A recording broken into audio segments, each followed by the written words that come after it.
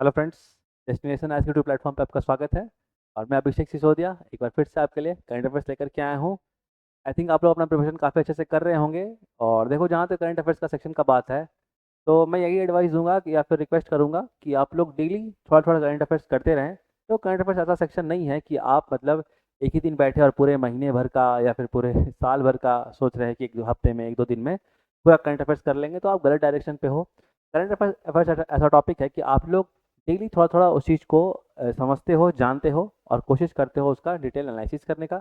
इससे क्या होता है कि आप लोग को धीरे धीरे ही सही बहुत सारे टॉपिक्स का at the end of the month या फिर at the end of the week वही बोल लो, आइडिया लग जाता है। ठीक है ना। तो उसी मॉडल पे बेसिकली हम लोग काम करते हैं। डेली आप लोग को 6-7 क्वेश्चंस का 8 क्वेश्चंस का बेसिकली आइडिया दिया जाता है, कुछ डिटेल एनालिसिस दिया जाता है। और at the end of the week और लगभग आपके पास 50 अप्रॉक्स टॉपिक्स, 42 से 50 टॉपिक्स आपको मिल जाते हैं। ठीक है ना। तो चलिए आज स्टार्ट करते हैं हम लोग 2 अक्टूबर बेसिकली। देखते हैं आज ऐसे कौन कौन से टॉपिक हैं जो कि आपको हेल्प करेंगे आपके 70 बीपीएससी के प्रिपरेशन में। Okay, let's start. पहला क्वेश्चन है, which ministry launch the AgriSure AgriSure fund and कृषि निवेश पोर्टल। ओके, हम लोग क्या बात कर रहे हैं? किस मंत्रालय ने एग्रीश्योर फंड और कृषि निवेश पोर्टल लॉन्च किया है? आपके ऑप्शंस है, A minister of agriculture and farmer welfare, B ministry of new and renewable energy, C ministry of rural development, या डी मिनिस्ट्री ऑफ पावर। देखो, वैसे तो बहुत टफ नहीं है ये क्वेश्चन। बेसिक आप लोग का जो स्टार्ट हुआ है एकदम बेसिक से स्टार्ट हुआ है। ओके, आप लोग सब समझते हो कि एग्रीकल्चर या फिर कृषि क्या चीज़ से फिर रिलेटेड हो सकता है। ठीक है ना। तो जो सही आंसर है आपका ministry of agriculture and farmer welfare. ठीक है, ध्यान रखना इस चीज़ का। थोड़ा बहुत कन्फ्यूजन आपको आ सकता था, आपको किसमें, मिनिस्ट्री ऑफ रूरल डेवलपमेंट में थोड़ा बहुत आप लोग कन्फ्यूज हो सकते थे, लेकिन नहीं, डायरेक्ट बात कर रहा है एग्रीश्योर फंड और कृषि निवेश पोर्टल का। तो आइए हम लोग जानते हैं डिटेल में कि आखिर एग्रीश्योर फंड और कृषि निवेश पोर्टल क्या चीज़ है। तो देखो, the AgriSure fund and Krishi Nivesh portal were launched by Ministry of Agriculture and Farmer Welfare.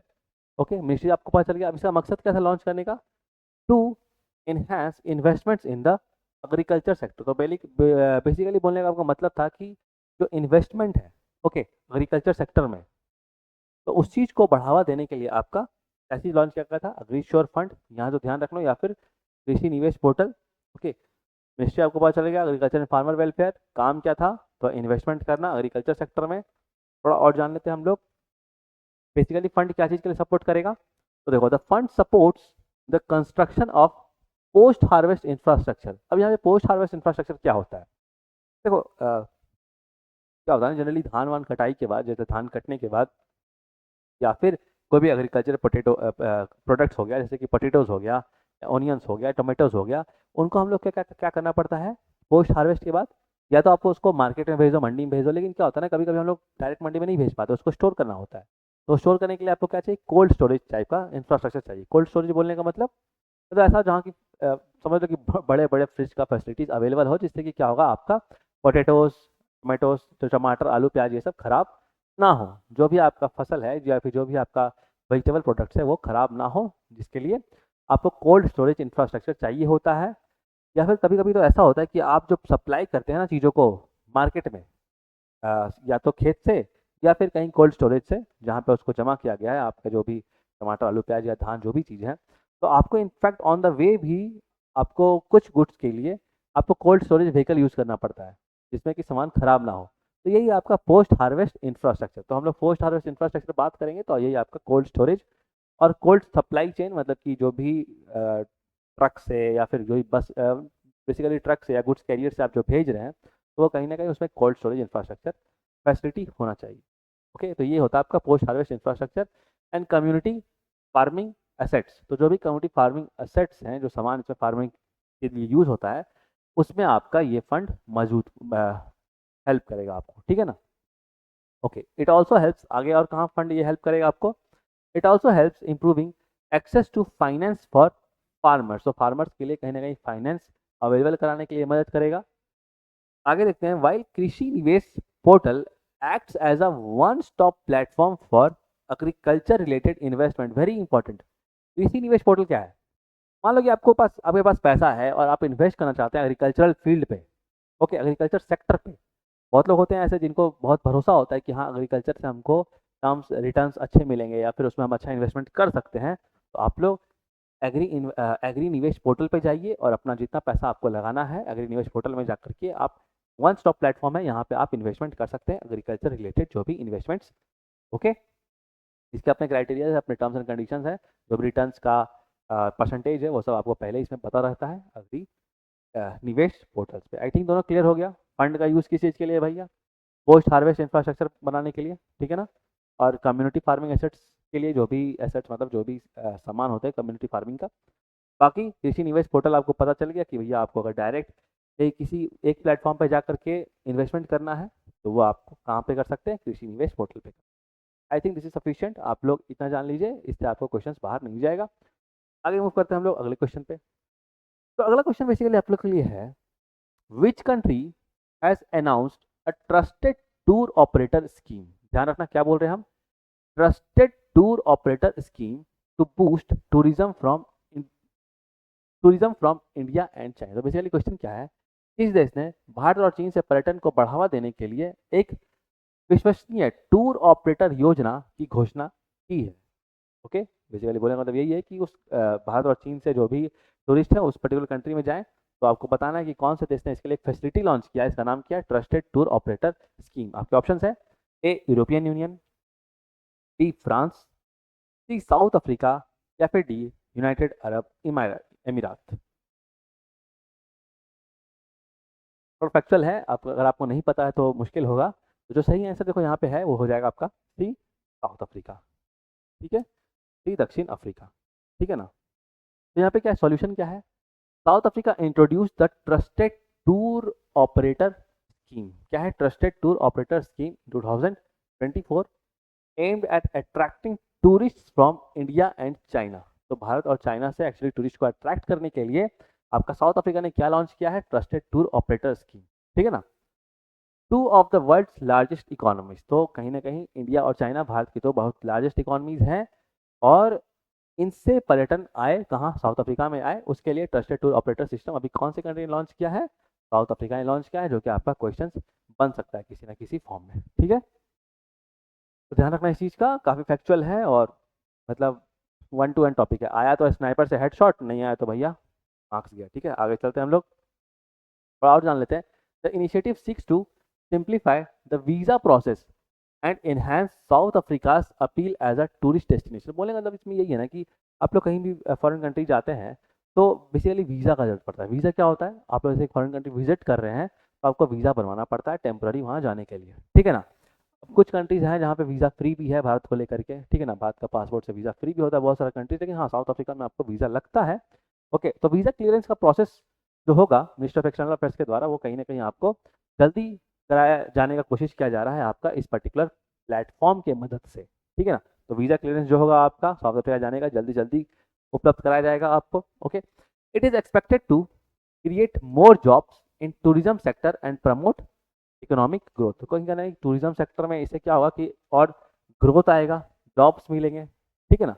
तो कहीं ना कहीं टूरिज्म सेक्टर का ग्रोथ भी होगा। It is expected to create more jobs, तो बढ़ावा जॉब्स को अपॉर्चुनिटीज मिलेगा in tourism sector and promote economic growth, जिसके कारण क्या हो सकता है, जैसे जैसे जॉब्स आएंगे तो कहीं ना कहीं इकोनॉमिक ग्रोथ में भी हेल्प मिलेगा आपको, ठीक है ना। डायरेक्ट रिलेशन इस सबका, जहाँ पे भी एम्प्लॉयमेंट जनरेशन अपॉर्चुनिटीज जहाँ पे भी ऑप्शन मिलता है वहाँ पे इकोनॉमिक ग्रोथ होने की चांसेस बढ़ जाते हैं, ठीक है। ओके, आगे बात करते हैं।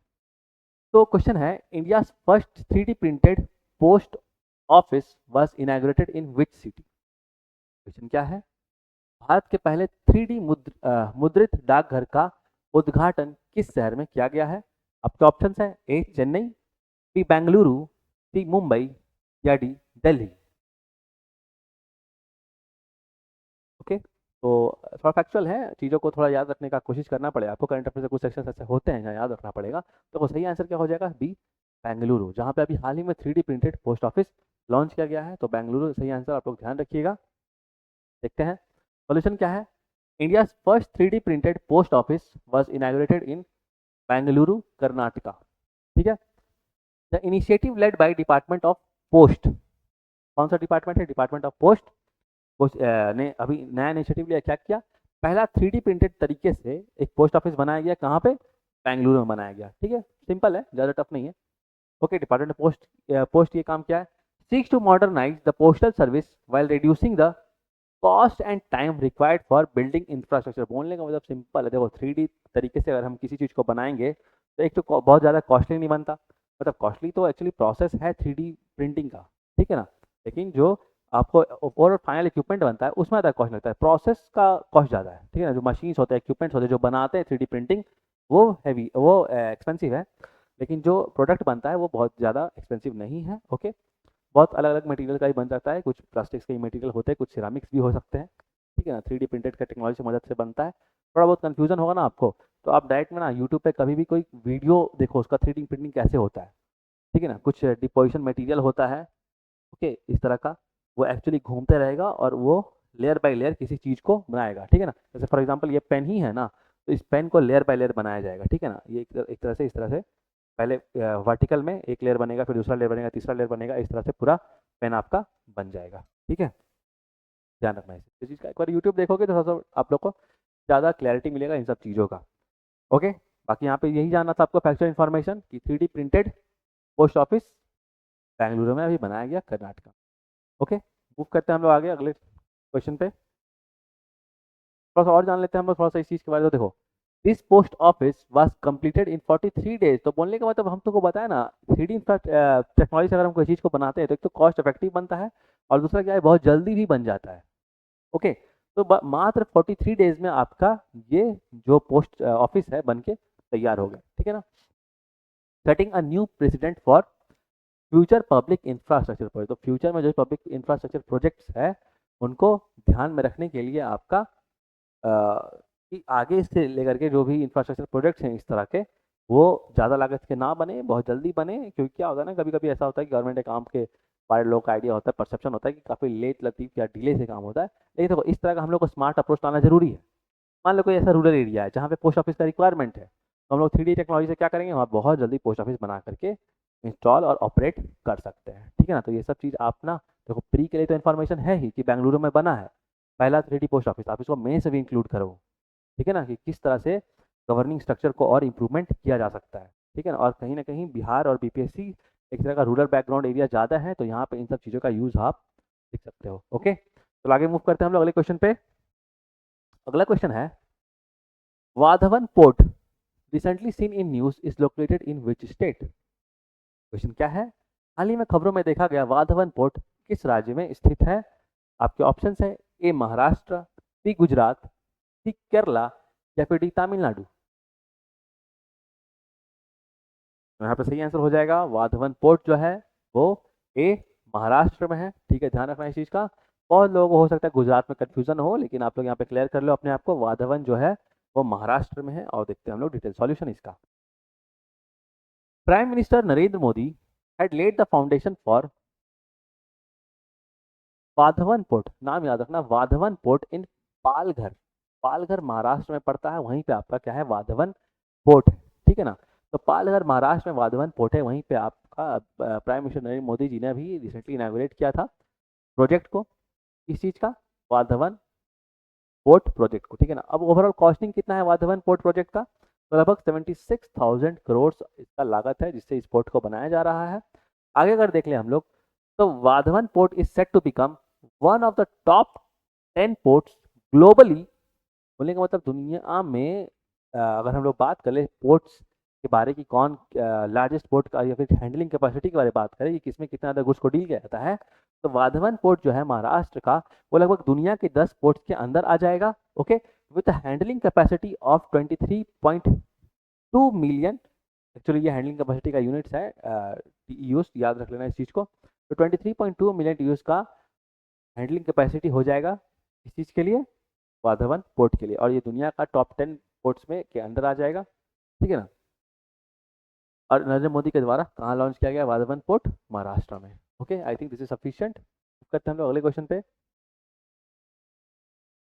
अगला क्वेश्चन है, which country hosted the 2024 world telecommunication standardisation assembly. Okay, तो 2024 का किस देश ने 2024 का विश्व दूरसंचार मानकीकरण सभा की मेजबानी की है। आपके ऑप्शन है, A India, B China, C France, या फिर डी यूनाइटेड किंगडम। सही आंसर क्या है आपका? जो सही आंसर है वो आपका भारत हो जाएगा। इंडिया में ही इस बार आपका क्या किया गया? वर्ल्ड टेलीकम्युनिकेशन स्टैंडर्डाइजेशन असेंबली यानी कि विश्व दूरसंचार मानकीकरण सभा का मेजबानी किसने किया था? भारत ने किया था। थोड़ा देखते हैं हम लोग इस चीज को। देखो क्या है। India hosted the 2024 world telecommunication standardisation assembly. बोलने का मतलब भारत में ही नहीं अभी वर्ल्ड टेलीकम्युनिकेशन स्टैंडर्डाइजेशन असेंबली को होस्ट किया। This event is significant for the advancement of global telecommunication standards. तो कहीं ना कहीं ग्लोबल जो भी मानक हैं, जो भी स्टैंडर्ड्स हैं टेलीकम्युनिकेशन के लिए, उसको मतलब इससे क्या होगा, उसके एडवांसमेंट में इससे काफ़ी ज़्यादा हेल्प मिलेगा। इस तरह की मीटिंग बेसिकली इसी के लिए ऑर्गेनाइज किए जाते हैं, where industries, leaders and governments collaborate to shape future technologies। Okay अब यहाँ क्या है, इस तरह के जो ऑर्गेनाइजेशंस होते हैं, जो भी समिट्स होता है, जो भी मीटिंग्स होता है, इसमें बेसिकली काम क्या होता है? जो भी देखो, जो भी स्टेक होल्डर्स का मतलब उस पर्टिकुलर काम से रिलेटेड जो भी लोग हैं। ओके, मैन्युफैक्चरर हो गया, रॉ मटेरियल का सप्लायर हो गया, मार्केट एग्जीक्यूटिव होगा, जिसको मार्केट में डील करता है, उसको मार्केट में लेके जाता है। तो इन सब चीज़ों का, इन सब मतलब स्टेक होल्डर्स का, इन सब लोगों का एक फॉर्मल मीटिंग बनाया जाता है, ठीक है ना। अब इससे क्या निकल के आ सकता है? तो कुछ ना कुछ आने वाले फ्यूचर टेक्नोलॉजीज को लेकर के यहाँ पे अगर हम लोग मीटिंग करें तो उस पर हम लोग डील कर सकते हैं। जैसे कि अभी देखो 5G टेक्नोलॉजी लॉन्च हुआ, तो उसके लिए भी तो बहुत सारा मतलब तुमको समझना पड़ेगा ना, स्पीड कितना देना है, ठीक है ना, वो प्रोसेसर कैसा होना चाहिए, तो सब चीज़ को साथ में हमको काम करना पड़ता है। अभी तो आर्टिफिशियल इंटेलिजेंस का ज़माना है, AI ड्रिवन बहुत सारे आपके कम्युनिकेशंस भी सेटअप हो रहे हैं, तो हमको उसके लिए भी डील करना पड़ेगा, उसके लिए भी हमको बात करना पड़ेगा, ठीक है ना। तो इन सब चीज़ों का यूज़ ज़रूरी है, मतलब इन सब चीज़ों के लिए इनोवेशन ज़रूरी है। और इनोवेशन के लिए आपको कहीं ना कहीं एक जगह सारे जो स्टेक होल्डर्स हैं सबको एक जगह बैठ करके उन पे वार्ता जरूरी है। उसी तरह का सारा काम जो होता है वो टेलीकम्युनिकेशन स्टैंडर्डाइजेशन में होता है, ठीक है। तो आई थिंक आपको आइडिया मिल गया होगा। फैक्चुअल के इन्फॉर्मेशन ये रखना है फैक्चुअल के लिए कि 24 में जो मीटिंग है वर्ल्ड टेलीकम्युनिकेशन स्टैंडर्डाइजेशन असेंबली की, वो भारत में ही किया गया था, और भारत में न्यू दिल्ली। ओके, चलो आगे मूव करते हैं। कभी कभी अगर मतलब इंडिया के अंदर भी क्वेश्चन पूछ सकता है कि इंडिया में कहाँ पे, तो न्यू दिल्ली में भी हुआ था आपका वर्ल्ड टेलीकम्युनिकेशन स्टैंडर्डाइजेशन असेंबली का मीटिंग। चलो नेक्स्ट क्वेश्चन में आ जाते हैं। India first urban rope way is being constructed in which city? सवाल क्या है आपका? भारत का पहला शहरी रोपवे किस शहर में बनाया जा रहा है? अर्बन रोपवे का मतलब बेसिकली होता है कि आप लोग रोपवे जानते होंगे जो कि कहीं ना कहीं टूरिस्ट स्पॉट्स पे आप लोग को देखे होंगे, ठीक है ना, जैसे उत्तराखंड ये सब एरियाज में ज़्यादा देखे होंगे। तो वहाँ पे क्या होता है ना कि पहाड़ों पे जैसे रास्ता नहीं होता है तो उसके रोपवे बनाया जाता है। लेकिन अभी आपको बताना कि शहर में, मतलब कि वो अच्छा खासा शहर है, लेकिन वहाँ पे बेसिकली ट्रैफिक जाम इतना होता है कि वहाँ पे आपको बाई रोड मूव करना बहुत टफ होगा। तो वहाँ पे अर्बन रोपवे बनाया गया है शहर में। तो आपको ये ऑलरेडी प्रीवियस क्लास में डील किया गया। इनकेस आपको नहीं पता है तो आप लोग प्रीवियस क्लास का जरूर देखें वीडियो, उसके थ्रू भी आप लोग 3-4 मतलब 6-7 क्वेश्चन को जरूर डील कर पाएंगे और नॉलेज बेस में आएगा आपका। फिलहाल आप आंसर कमेंट करिए इसका इसका अर्बन रोपवे कहाँ बनाया गया अभी? ए वाराणसी, बी ऋषिकेश, सी उज्जैन। तो यहाँ पे डी 2 बार रिपीट हो गया, ठीक है ना। इन्हीं तीनों में ABC में आंसर बताना है आपको, ठीक है ना, वाराणसी, ऋषिकेश या फिर उज्जैन, ठीक है। आगे मूव करते हैं हम लोग अगले क्वेश्चन में। Who recently launched the Bhaskar platform with the aim of promoting startups in India? Okay, question क्या है आपका? हाल ही में भारत में स्टार्टअप्स को बढ़ावा देने के उद्देश्य से भास्कर मंच किसने लॉन्च किया है? Very important. Okay, 4 mark. देखो अभी फैक्चुअल आपको पता नहीं है भास्कर क्या, पहले आंसर जान लो। अभी हाल ही में पीयूष गोयल ने आपका भास्कर मंच लॉन्च किया है। ओके, तो हम लोग थोड़ा डिटेल में देखते हैं कि भास्कर प्लेटफॉर्म एक्चुअली है क्या। तो आप देखते हैं। Piyush Goyal, minister of commerce and industry, ये ध्यान रखना है आपको, minister of commerce and industry है पीयूष गोयल। वाणिज्य और उद्योग मंत्री पीयूष गोयल ने अभी हाल ही में startups has launched the Bharat startup knowledge access registry. Full form क्या है भास्कर का? Bharat startup knowledge access registry. Okay, तो ये भास्कर का फुल फॉर्म है, जिसे अभी हाल ही में minister of commerce industry that is वाणिज्य और उद्योग मंत्री पीयूष गोयल ने लॉन्च किया है। ओके, इसका बेसिकली काम क्या होगा? भास्कर प्लेटफॉर्म का काम क्या होगा? देखो नाम नाम से ही काम पता चलता है आदमी का, हाँ, आदमी का नहीं, बेसिकली कोई भी स्टार्टअप्स का या फिर प्लेटफॉर्म का, ठीक है ना। तो भास्कर का फुल फॉर्म क्या है? Bharat startups knowledge access registry. भाई ये काम क्या करेगा? To foster collaboration among startups, investors and government bodies. बोलेंगे मतलब सिंपल है। देखो कोई भी स्टार्टअप अगर कोई करता है, लेकर के आता है, तो उसमें बेसिकली कौन कौन इन्वॉल्व होंगे? एक तो जिसका वो स्टार्टअप है, ठीक है। दूसरा कौन इन्वॉल्व होगा? इन्वेस्टर। स्टार्टअप के पास आइडिया होता है लेकिन उतना पैसा नहीं होता इन्वेस्टमेंट करने का। उनके पास लगाने के लिए अपना फर्म फर्म या अपनी कंपनी खोलने के लिए, अपना उद्योग मतलब अपना जो भी आइडियाज़ है उसको ग्राउंड लेवल प्लानिंग का पैसा नहीं होता, तो उसके लिए कौन आता है फिर? इन्वेस्टर्स आते हैं। ओके। और भाई अगर कोई स्टार्टअप है, इन्वेस्टर है, तो कहीं ना कहीं आप कोई भी स्टार्टअप करते हैं, कोई भी आप आइडिया बिजनेस आइडिया आता है, आप ग्राउंड में लेके आते हैं, तो कहीं ना कहीं आपको गवर्नमेंट का अप्रूवल भी कभी कभी चाहिए होता है। कभी कभी क्या, बहुत सारे केसेस में चाहिए होता है, जिसमें कि आपको गवर्नमेंट अगर अलाउ करेगी तभी वो पर्टिकुलर आइडिया को आप स्टार्टअप को कर सकते हैं। तो ये जो आपका Bharat startup knowledge access registry platform है, तो भास्कर आपका प्लेटफॉर्म है, इससे आपको क्या होगा कि तीनों स्टार्टअप, इन्वेस्टर्स और गवर्नमेंट बॉडी एक जगह आ जाएंगे। तो इससे क्या होगा कि आपको बहुत ज़्यादा इधर उधर दौड़ना भटकना नहीं पड़ेगा। अगर किसी चीज़ के लिए आपको लाइसेंस चाहिए और गवर्नमेंट को लगता है कि दिया जा सकता है लाइसेंस आपको ये पर्टिकुलर बिजनेस आइडिया को करने के लिए, तो आपको डायरेक्ट वहाँ से आपको गवर्नमेंट बॉडी वो लाइसेंस दे देगी। हो सकता है कि आपको वहाँ पे इन्वेस्टर भी मिल जाए, तो जिससे क्या होगा कि आपको पैसे का दिक्कत नहीं होगा, ठीक है ना। और बहुत बार तो ऐसा होता है ना कि इन्वेस्टर्स तैयार रहते हैं, गवर्नमेंट बॉडी भी तैयार है इस पर्टिकुलर चीज़ को करने के लिए, लेकिन वो आइडिया कोई इम्प्लीमेंट करने के सक्षम नहीं होता, वो पर्टिकुलर आइडिया किसी में नहीं आता। ठीक है, इन्वेस्टर्स बैठे हैं पैसा लगाने के लिए बिजनेस आइडियाज़ पे, बिजनेस आइडियाज़ ही नहीं है मार्केट में। वैसे क्या होगा, इस तरह से हर कोई इधर उधर घूमते रहेगा, तो भैया सबको एक साथ ले आओ, ठीक है ना। स्टार्टअप्स को, इन्वेस्टर्स को, गवर्नमेंट बॉडीज को एक एक ही जगह ले आओ। किस पे?